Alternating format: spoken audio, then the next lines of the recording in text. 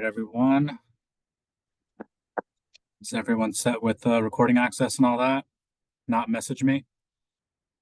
We're going to start with some opening remarks from Coach Locksley, and then just message me or use the raise hand function, and we'll get to your questions for Coach. So, Coach, if you're ready, we'll start.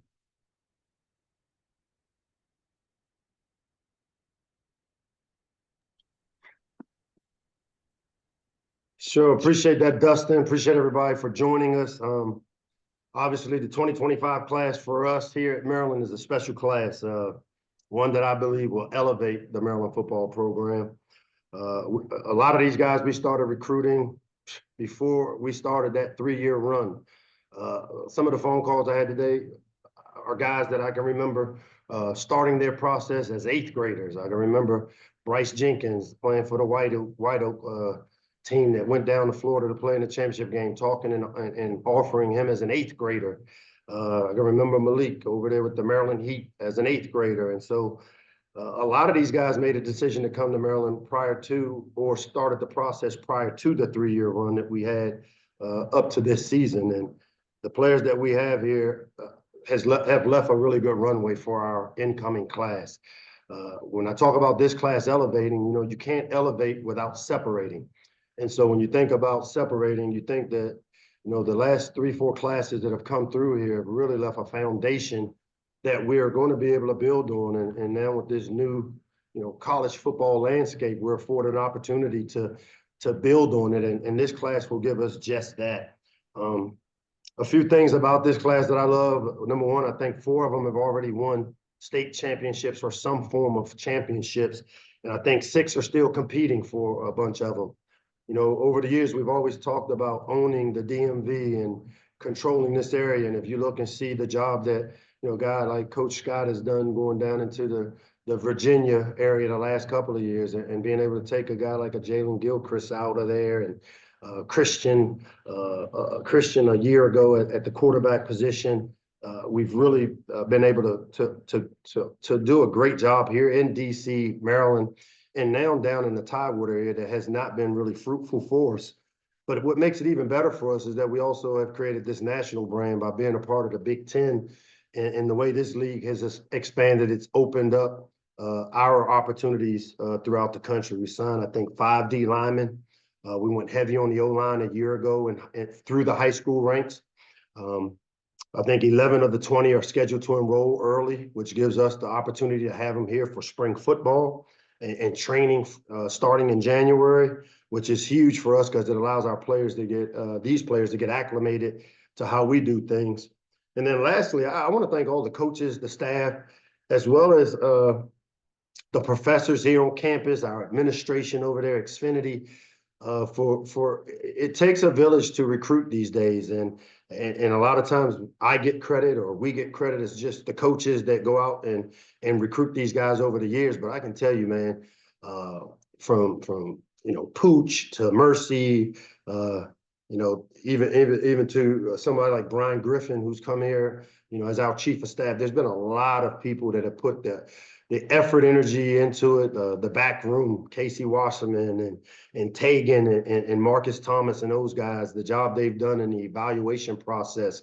Here at Maryland, when we recruit, especially the high school rankings or the high school area, we typically, for every one commit, we got to recruit 8 to 10 guys. And so when you think of signing 22 guys, and if it takes 10 offers to get a commitment, that's a lot of players to evaluate and make decisions on. And our back room has done a tremendous job. And now, we've been able to use a lot of the analytics companies to also give us information in who we sign. And so it takes a village, and we have some great staff that have done a tremendous job. The professors on campus from all of our different areas of expertise have all given us their time and energy to recruit these guys. And those relationships that we've created here over the years have allowed us to put a historic class like the one that's coming in here in our 25 class. And I'm excited about it. After a tough, long year where we didn't meet the standard that we had, it's great to finish the 24 cycle, 25 cycle with signing these players who have endured this tough year along with us. And all along the way, I just kept thinking, help is on the way. And I'm excited with this class that's coming in to represent us and help us build on this runway that the previous guys have left us. And so with that, I'll open it up to questions. All right, thanks, Coach. As a reminder, we're going to use the raise hand function, or you guys can message me directly for questions. We're going to start with Wes Brown from 247 Sports.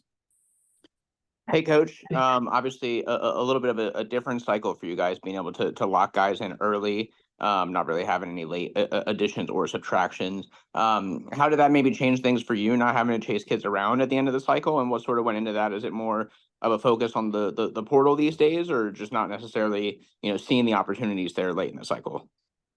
No, I mean, I think it's the new landscape. I mean, as I've told our staff, we have to adjust how we see and look at the recruiting process nowadays. And, we've put a lot of time, energy, and effort. And obviously, for these guys, it's almost anticlimactic for some of the signing. It used to be a really big deal. And I think because of the business side of how a lot of these things are being done or getting done, it's more of a professional deal where a kid makes a decision, we meet and decide kind of what we both are looking for. And, it felt good for me to not have to really chase guys or the flips that typically have happened around here. I mean, it's a little tougher to do because of, there is money involved. There is, different things that are involved in this process, especially for the high school kid. Obviously, as I've said along the way, we've continued to build this thing with high school players, and now with the new money that will be coming to universities, it gives us a chance. And I've said this before, we've built this thing with the high school kid, and now with the resources that we're going to be given going into this next cycle of recruiting, I feel really confident that we'll be able to continue to build through the high school ranks, but also add some very valuable pieces through the portal that I expect us to continue to do here. And once the portal window opens up December 9th. So I think this is the new landscape, and this is how I see it moving forward. Even with recruiting in terms of guys, the days of all these taking pictures in front of cars and the boat rides and all those things have kind of have gone in a different direction. And now it's about the business of football. We'll go next to Sam Jane. Hey, Coach. First, I like the jacket. Nice look. Thanks, Second, man. This whole thing, man. yeah, look at that. Balenciaga too. Pardon me? Balenciaga too. I mean, that's Under Armour, man. I don't know nothing about Balenciaga. I just know it has the shield on it. We're big Under Armour people around here. I want to ask about Malik. Obviously, now you can kind of talk about him at a more length. What's the thing that impresses you most about him? That he is so relatable. I mean, he is one of those guys that can transcend. I mean, it'd be like, I'm a big music guy, so he's a guy that could be a hip hop artist, a R&B singer, a country singer. He can maybe even be one of those folk song singers. I mean, he's just Hootie and the Blowfish. This guy, you can't put him in a box. And that part of it, I mean, the intelligence he brings. I've recruited Malik since he was an 8th grader. I watched how he built this Spalding program with his head coach there, and a lot like what we've had to do here at Maryland, and it has not been easy. They have not always had all the built-in advantages that some of the other places that they would play had, and he never once wavered, man. And to me, this kid has the sky is the limit for his talent level. He expects to come in the mailroom and work his way up. He doesn't want it any other way. He wants to come in and learn and be a sponge. And, we spent every Sunday for the most part of this season where we watch his tape. He'd watch our games, because after every game, when you got a guy like that committed, people would call and say, man, you don't want to go there. They suck. They're not this. And then, he had a chance to watch every play. We didn't hide from what we put on tape. And he had a chance to see and learn what this system is about, or will and can be about. And I think that in itself showed me who he was. And he's a special kid, man. And I'm really excited to have a chance to coach him. And he was a guy that we targeted, a long time ago that, to come in here and help us elevate this program. Go to Ed Lee with the Baltimore Sun. Mike, I wanted to ask you about the other 3 4-star recruits, Messiah, Jalen, and Bryce. What do you see in each of those guys, and is it possible that they could start immediately? You know, I've never been one of those guys that says whether a kid can start or not start immediately. We recruit and bring kids in with the mentality that we expect them to play early. Because if a kid comes in without the expectation to play early, he will have no chance at this level. With that being said, I also tell you that none of these kids have been brought in told that they are expected to be starters. They have all been told, and I'm on the record here to say that every kid will have an opportunity to come in to compete to start, as we have done with any and every recruit we've signed and what we've done with each and every position every year. That part won't change. And again, all 3 of those guys that you named, Messiah, Jalen, as well as Bryce, all are big time players that I think, as we've evaluated them over the years, should and will have the opportunity to come in and compete. And so to me, that part, any player that I've recruited has heard me say that, and it's no different for these guys. As a follow-up, can I ask, what do you like about each of those guys? Yeah, I think with Bryce, I think it's the heavy-handedness of an interior guy that has the twitch. One of the things I always say is, some big guys are big guys that have big guy skills. He's a big guy with a little guy skill set, meaning he's one of those guys a lot like Warren Sapp. When I do comparisons, he's a guy that has that twitch inside that most interior defenders don't have. And so to me, that part with that big body, I mean, he could very easily be an All-American left tackle as he can be an All-American interior 3 technique nose guard guy. As far as Jalen Gilchrist, he has the body of those guys that I've had a chance to coach at some other places where, Jedrick Wills walks in the door at Alabama and starts as a true freshman. Jonah Williams played a lot as a true freshman. Alex Leatherwood. So I see him being that talent, his size, his athletic ability, his skill set, as well as our need to improve that position. So, with that, Jalen's skill set is a big athletic guy that has a body and strength that translates to being able to come in and compete early. I just watched a guy like Therese Davis and Michael Hershey as true freshmen come in and really do a great job and compete. I see him being in the same mold as those guys, and unlike those guys, he'll have a chance to be here early. He'll be here hopefully in January as he finishes up the work he has to do. And I'm sorry, Messiah. Pardon me? Messiah. Oh, well, so with Messiah, I throw Messiah almost into the same category. We're getting a great value because, he's a 4-star that very easily, had he played his senior year, he's a guy that had the ability to go nationally anywhere he wanted to go.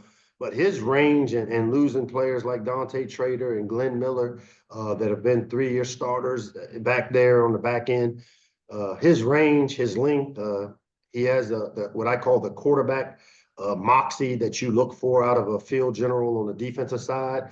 He has tremendous ball skills, which, when you play that position, we see him a guy that has the ability to play the deep part of the field for us and has the range, the length, and the ball skills that you want, as well as the physicality, man. And he missed his senior year, very similar to what Ty Felton went through his senior year, but nobody backed off of recruiting him, and we were very fortunate that Coach Luttrell and Zach Spavital, our safeties coach, and even the coach Azar, who helps there as a co-coordinator, all worked really hard to recruit Messiah and show him that we really do think he has the necessary things to be one of those guys that could come in and lead us on the defensive side of the ball.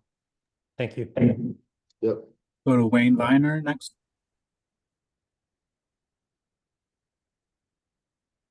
I can't hear you, man. You got to unmute yourself on Zooms. Thanks for the coaching tip. I was going to ask if you are going to say that it takes 3 years to build an offensive lineman, but you sort of answered that there. So I'm going to switch the question to these guys, as you said, are a lot more prepared. Some of them have agents. This is a different process. Do they look like a different age of athlete than the 18-year-old kid looked a few years ago? And with that, how much does it help to bring them in? How much of an acceleration process does it give you to bring them in early? Yeah, you know what? I would say that they look very similar. I mean, the size and of the guys that we've been able to recruit the last couple of years. I mean, we learned very quickly that it's great to have athletes and skill, but if you want to win in this league, you know, what we just kind of went through here the last 4 or 5 weeks of our season has continued to show us that we have to continue to get bigger, stronger, more heavy-handed there in the trenches. O-line, D-line, tight ends, outside linebackers. And there's no doubt that when we target guys, we're looking for that size. You know, I don't have 3 years to develop a 270-pound offensive lineman like we used to have, because now with the financial implications that come with the new landscape, I got to get guys that can play now. I got to develop guys to play now. And that's why we even put the resources into the number of O-line coaches that we have working with these guys to try to expedite it. But we've also kind of went and now have been afforded the resources to go get a guy like a Jalen Gilchrist, who, you know, before I couldn't go get Jalen a year ago. I can go get Jalen now. And that's due to, you know, what our administrators have been able to do, what our supporters have been able to do to give us the resources to go get the type of players we're going to need to compete in the Big Ten and be competitive. We'll go over to Meg Gaffier. Hey, Coach. I know you got a chance to add a pair of running backs. Obviously, I know Iverson, he gets a chance to get there in January. But what kind of jumped out to you when you first got a chance to watch those two? With Iverson's film? You're talking about with Iverson's film, my man? Iverson and Bud, yeah. Just kind of, I guess, how you feel like both of them kind of fit in. Yes. Yeah, with the two running backs, I mean, again, you know, losing guys like Roman Hemby and Kobe McDonald, I see those two being those type of players in terms of the skill set. When I think of Iverson, I think of that speed. And I can remember watching Roman Hemby's tape and seeing him being able to hit the home run. And, you know, Iverson has a nickname, the Rocket.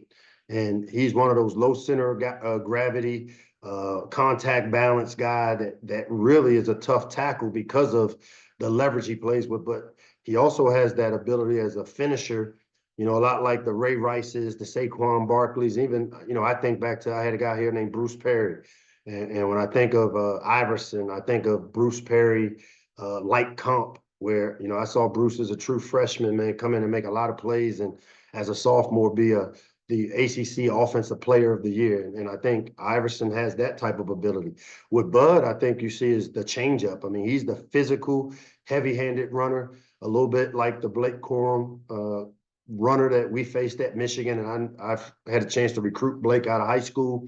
And they both are very similar in that Bud is one of those guys that will consistently make the play, consistently finish falling forward. I see him being a guy that will have the ability to be a short yardage guy as well as catch the ball out of the backfield. Both those two and their skill sets are actually very complementary, similar to what we saw in Roman and Kobe McDonald here the last few years. All right, we're going to go to George Gerbo next. George. Hey, Mike. Half of your class is addresses the line of scrimmage. I was wondering is that still an area that you want to supplement coming up in mere days in the portal, or do you feel like you have the guys now that are going to be that unit and comprise that unit going into the next season? So you're asking me if I'm portaling for any other positions? Is there more to address on the line? I know you had guys. So a year ago, we built this team, as I say, through the draft, is with high school players, which is why we signed the amount of high school players we did a year ago. And from a resource standpoint, is who we could afford to be a year ago. And we were really intentional about that. And you look at the O-line class we signed, I feel like we hit home runs on that group of 7, I think 8 guys that we brought in here, from the Szymanskis to Michael Hershey to Therese Davis to Rob Sock, to all those guys on those young old linemen.